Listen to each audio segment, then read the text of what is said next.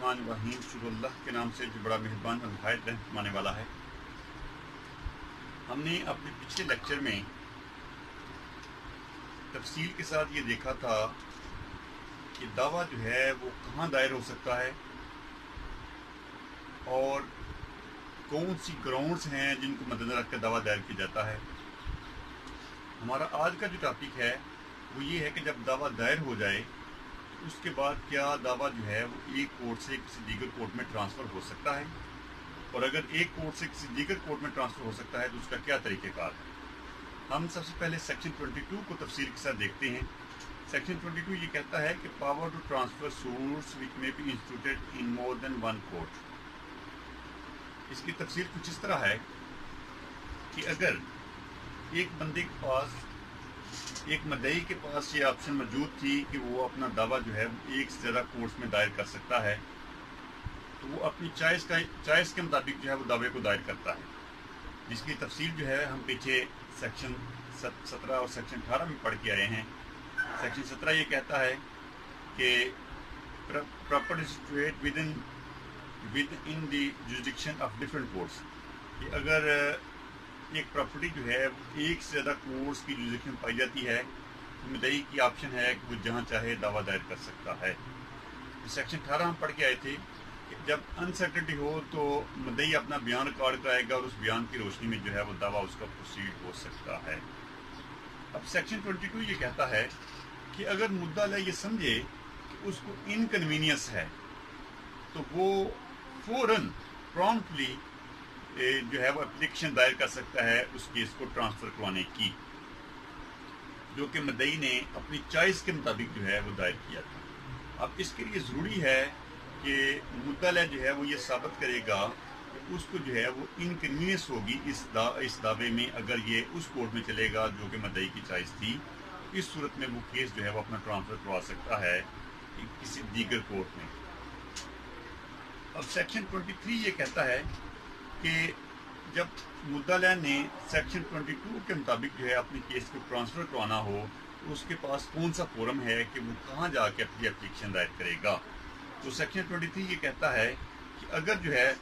वो दावा civil courts में है और सिविल कोर्ट जो हैं वो किसी एक डिस्ट्रिक्ट में पाई जाती हैं, किसी एक डिस्ट्रिक्ट की 2 तहसीलों की सिविल कोर्ट्स हैं, तो फिर जो है वो मुद्दा एप्लीकेशन जो है वो डिस्ट्रिक्ट कोर्ट से दायर करेगा। लेकिन अगर जो सिविल कोर्ट्स हैं वो 2 डिफरेंट डिस्ट्रिक्ट के सिविल कोर्ट्स हैं जहाँ पे ये दावा दायर हो सकता था या मुद्दई ने किसी एक डिस्ट्रिक्ट का इंतखाब किया, तो उस सूरत में फिर आपको हाई कोर्ट में जाना पड़ेगा। और इसमें मज़ीद ये वजाहत है कि अगर वो कोर्ट जो है वो 2 डिफरेंट हाई कोर्ट्स में पाई जा रही हूँ, दावा जो है वो 2 डिफरेंट हाई कोर्ट्स में पाया जा रहा हो जो दायर करने वाला, तो फिर उस सूरत में जिस कोर्ट में वो दावा दायर किया गया होगा उस ज़िले की जो हाई कोर्ट होगी वहाँ पे एप्लीकेशन दायर होगी, तो वहाँ से जो है वो ट्रांसफ़र एप्लीकेशन जो है वो आगे चलेगी। तो सेक्शन 23 के अंदर जो है वो सेक्शन 22 में जो तरीक़ेकार था उसकी वजाहत की गई है और फोरम बताया गया है कि वो कौन सा फोरम है जहाँ से एप्लीकेशन दी जा सकती है। अब हम आते हैं सेक्शन 24 के ऊपर। सेक्शन 24 में जो है वो 2 किस्म के इख्तियारात हैं कि एक तो जो है वो एडमिनिस्ट्रेटिव पावर है और एक जुडिशल पावर है। एडमिनिस्ट्रेटिव पावर के तौर के ऊपर जो है वो फाजिल डिस्ट्रिक्ट जज या हाई कोर्ट जो है वो किसी तयशुदा असूल के मुताबिक या कोई नए पैटर्न के मुताबिक या कोई नई पॉलिसी के मुताबिक केस जो है वो एक कोर्ट से दूसरी कोर्ट में, दूसरी कोर्ट से तीसरी कोर्ट में ट्रांसफ़र कर सकती है। और इसमें जो है जो इसका जुडिशल पावर्स हैं उसमें ये है कि दोनों में से कोई एक फरीक एप्लीकेशन दे सकता है कि उसने अपने केस को ट्रांसफ़र करवाना है। हम आगे जाके वो सारी ग्राउंड्स आपके सामने रखेंगे कि वो किन ग्राउंड्स की बुनियाद पर वो जो है वो एप्लीकेशन दी जा सकती है। हम पहले ये देख लेते हैं कि जब एप्लीकेशन आएगी तो फिर उसके बाद जो है वो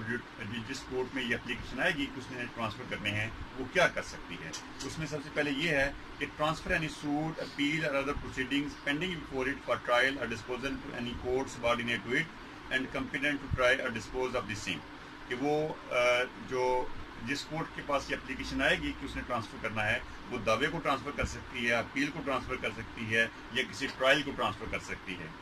پھر اس کے بعد اس کا بی سیکشن جو ہے یہ ہے کہتا ہے کہ withdraw any suit, appeal or other proceeding pending in any court subordinated, کہ جو اس کے متحد جو ہیں جو اپیل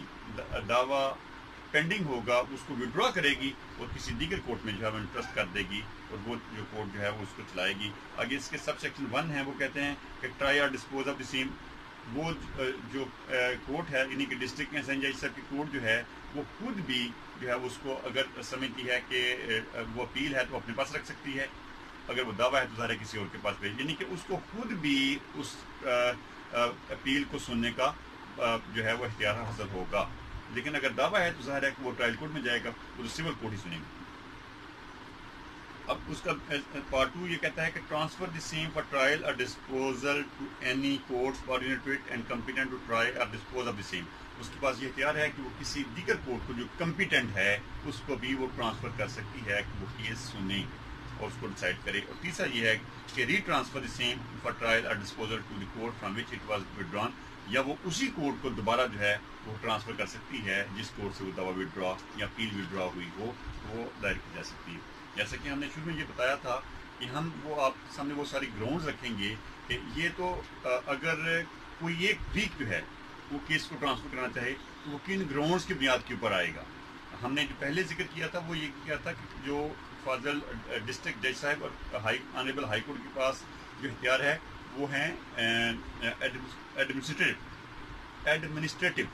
اس کے تحت جو ہے وہ خود سے ہی کر سکتے ہیں. لیکن جہاں تک جوڈیشل پاور کا اختیار ہے تو اس کے لیے کسی ایک اپلیکنٹ کا ہونا ضروری ہے. اب وہ مدعی بھی ہو سکتا ہے اور مدعا بھی ہو سکتا ہے. جب ہم نے سیکشن 22 پڑھا تھا تو وہاں پہ صرف یہ اختیار جو ہے وہ مدعا کے پاس تھا، مدعی کے پاس یہ اختیار نہیں تھا کہ وہ اپنے دعوے کو ٹرانسفر کروا سکے، کیونکہ اس نے وہ دعویٰ پہلے ہی خود اپنی چوائس کے مطابق جو ہے وہ لے کے آیا تھا. اب جو ہے وہ اختیار دونوں کے پاس آ گیا ہے، مدعی کے پاس بھی اور مدعا کے پاس بھی. اب جو گراؤنڈز ہیں اس میں سب سے پہلی ہے کہ آپ یہ ایلیگیشن لگائیں کہ جج جو ہے وہ باعث ہے، اس لیے ہم جو ہے وہ اپنا دعویٰ اس سے پروسیڈ نہیں کرنا چاہتے. اس کی جو دوسری گراؤنڈ ہے کہ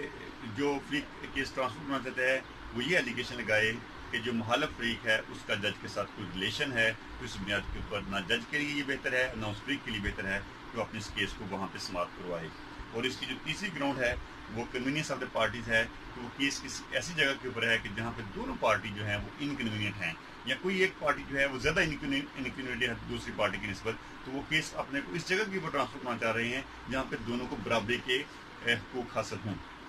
اور اس کا جو چوتھا ہے کہ اس میں کوئی انٹریکیٹ کوشچن آف لا ہو اور یہ سمجھا جائے کہ یہ جج جو ہے یہ شاید اس میٹر کو اس طرح ٹیکل نہیں کر سکتا جس طرح کہ ایک سینئر جج جو ہے وہ کر سکتا ہے، تو اس صورت میں بھی اس انٹریکیٹ کوشچن کو ریزالو کروانے کے لیے بھی کیس جو ہے وہ ٹرانسفر کروایا جا سکتا ہے ایک کورٹ سے دوسری کورٹ میں. اور اس میں پانچواں جو ہے وہ یہ ہے کہ جہاں پہ جو ہے فیئر اور امپارشل ٹرائل جو ہے وہ ممکن نہ ہو تو اس صورت میں بھی جو ہے وہ کیس ٹرانسفر کرایا جا سکتا ہے ایک کورٹ سے دوسری کورٹ میں. اور چھٹا جو ہے وہ یہ ہے for the interest of justice جو ہے وہ کیس ٹرانسفر کروایا جا سکتا ہے ایک کورٹ سے دوسری کورٹ میں. اور ساتواں یہ جو ہے کہ اس میں کوئی جنرل امپورٹنس کا جو ہے وہ کوشچن انوالو ہو تو اس صورت میں بھی وہ کیس جو ہے وہ کسی ایسی کورٹ میں ٹرانسفر کیا جا سکتا ہے جس کے متعلق جو ہے وہ فادر ڈسٹرکٹ جج صاحب سمجھتے ہوں کہ وہ زیادہ اہل کورٹ ہے، وہ زیادہ بہتر طریقے سے اس میٹر کو ٹیکل کر سکتی ہے. تو یہ ساری وہ گراؤنڈز تھیں جن گراؤنڈز کی بنیاد کے اوپر جو ہے وہ دعویٰ جو ہے یا اپیل جو ہے وہ ٹرانسفر کروائی جا سکتی ہے. ہم نے سیکشن 22, 23 اور 24 جو ٹرانسفر کے ریلیٹڈ تینوں سیکشن تھے وہ تفصیلاً آپ کے سامنے رکھے. اب اس میں مزید جو ہے وہ سیکشن 24A بھی جو ہے وہ اس کے ساتھ اٹیچ ہے. وہ یہ کہتا ہے کہ جب فاضل ڈسٹرکٹ جج صاحب یا آنریبل ہائی کورٹ نے ٹرانسفر کا میٹر ڈیسائیڈ کرنا ہو تو اس کے لیے ضروری ہے کہ دونوں پارٹیز کی طلبی کی جائے، اور اس کے بعد جو ہے طلبی کرنے کے بعد ان کو سماعت کیا جائے، اور سماعت ہونے کے بعد جو ہے وہ آگے اس کا فیصلہ کیا جائے. اور اس کے لیے ضروری ہے کہ اگر تو پہلے سے ہی کوئی ڈیٹ مقرر ہے تو پھر تو وہی ڈیٹ جو ہے وہ فکس کی جائے، یا وہ جو کورٹ ہے وہ خود سے بھی ایک نئی تاریخ جو ہے وہ فکس کر سکتی ہے کہ آپ نے فلاں ڈیٹ کو فلاں جج صاحب کے سامنے پیش ہونا ہے، اور پھر اس کے بعد وہاں سے سماعت شروع ہوگی. جب وہ کیس ٹرانسفر ہوگا اور نئی کورٹ میں جائے گا تو اس کورٹ کے پاس بھی وہی سارے اختیارات ہوں گے جو کہ جو اس سے پہلے والے جج صاحب کے پاس تھے، اور جو کام پہلے ہو چکا ہے اس دعوے کے اوپر وہ جو ہے وہ دونوں فریقین کے لیے پابند ہوگا کہ وہ جو ہے وہ اس کو بالکل ایسے ہی سمجھے جیسے کہ اسی جج صاحب نے کیا ہے. اس لیے وہ پرانے اس ورک کے اوپر جو ہے وہ اس فائل کے اوپر جو ورک ہوا ہے اس کے اوپر کوئی اعتراض نہیں کر سکتے. تو یہ تھا تفصیلاً جو ہے وہ سیکشن 22, 23 اور 24A ہم نے آپ کے سامنے رکھا. امید ہے کہ یہ سیکشن جو ہے وہ آپ کے لیے. اچھا بلی صاحب، جو ابھی آپ نے لیکچر دیا ہے اس کے متعلق میرے ذہن میں سوال ہے، جو ٹرانسفر آف کیسز کے بارے میں لیکچر ہوا اس کے متعلق اس میں میرے ذہن میں سوال یہ ہے کہ جب ایک جو ڈسٹرکٹ اینڈ سیشن جج ہے وہ ایڈمن پاور استعمال کرتے ہوئے کیس کو کسی دوسری عدالت میں ٹرانسفر کر دیتا ہے، تو جو پرسن ہے جس نے کیس کو ٹرانسفر کروایا اگر وہ سمجھتا ہے کہ میں اس آرڈر سے بھی اگریڈ ہوں تو ایسی صورت میں وہ کیا کرے گا؟ بہت شکریہ جی. جہاں تک آپ کے سوال کا تعلق ہے کہ جس طرح کہ ہم نے تفصیل کے ساتھ آپ کے سامنے رکھا تھا کہ 3 قسم کے ٹرانسفرز ہیں کہ ایک جو ہے وہ ڈیفینڈنٹ سیکشن 22 کے تحت اپنا کیس ٹرانسفر کروا سکتا ہے، اور پھر اس کے بعد 24 کے تحت جو ہے وہ ڈسٹرکٹ جج صاحب اور ہائی کورٹ کے پاس ایڈمنسٹریٹو اختیار ہے کہ وہ خود سے بھی کسی پالیسی کے تحت کیس جو ہے وہ ٹرانسفر کر سکتے ہیں ایک کورٹ سے دوسری کورٹ میں، یا کوئی اگریڈ بندہ بھی آ جاتا ہے. تو آپ کا سوال ہے کہ ایک دعویٰ جو ہے وہ ڈسٹرکٹ جج صاحب نے ایڈمنسٹریٹو پاور استعمال کرتے ہوئے ٹرانسفر کیا ہے ایک کورٹ سے دوسری کورٹ میں. تو جو بندہ فار ایگزامپل وہ دوسری کورٹ میں جاتا ہے تو وہ سمجھتا ہے کہ شاید مجھے یہاں سے انصاف کی امید نہیں ہے، اب وہ اپنے آپ کو گریو سمجھتا ہے اس آرڈر سے، تو اس کے خلاف وہ کیا کر سکتا ہے؟ اچھا، اس کے خلاف کوئی اپیل نہیں ہے، کوئی نگرانی نہیں ہے، کوئی پٹیشن نہیں ہے ہائی کورٹ کی، کیونکہ یہ اختیار جو ہے وہ اس نے استعمال کیا تھا اس آنریبل ہائی کورٹ نے یا ڈسٹرکٹ کورٹ نے بطور ایڈمنسٹریٹو پاور کے. اب اس آرڈر کے خلاف جو ایک ڈسٹرکٹ جج جو ہے وہ بطور ایڈمنسٹریٹو اختیار استعمال کرتے ہوئے پاس کرتا ہے اور کیس کو ایک جگہ سے ٹرانسفر کرتا ہے، اس کے خلاف کوئی اپیل نہیں ہے، کوئی رویہ نہیں ہے، کوئی ریٹ پٹیشن نہیں ہے. اس کا طریقہ کار یہ ہے کہ جو بندہ گریوڈ ہے اب وہ دوبارہ 24 کے تحت آئے گا اور یہ کہے گا کہ جس کورٹ میں یہ کیس ٹرانسفر ہوا ہے یہ کورٹ جو ہے یہ فلاں طریقے سے بائسڈ ہے یا اس میں فلاں بندے کے جج صاحب تعلق ہیں. اب وہ دوبارہ جو ہے پہلے جج صاحب نے جو ڈسٹرکٹ جج صاحب اس نے اپنا اختیار استعمال کیا تھا ایڈمنسٹریٹو کا، اب وہ آگے جوڈیشل اپلیکیشن، اب اس کے اوپر جوڈیشل اختیار استعمال کرتے ہوئے آرڈر کرے گا. اب اگر کوئی بندہ گریوڈ ہوگا تو اس کے خلاف جو ہے وہ ہائی کورٹ میں جائے گا اور وہاں پہ جا کے پٹیشن فائل کرے گا. Thank you.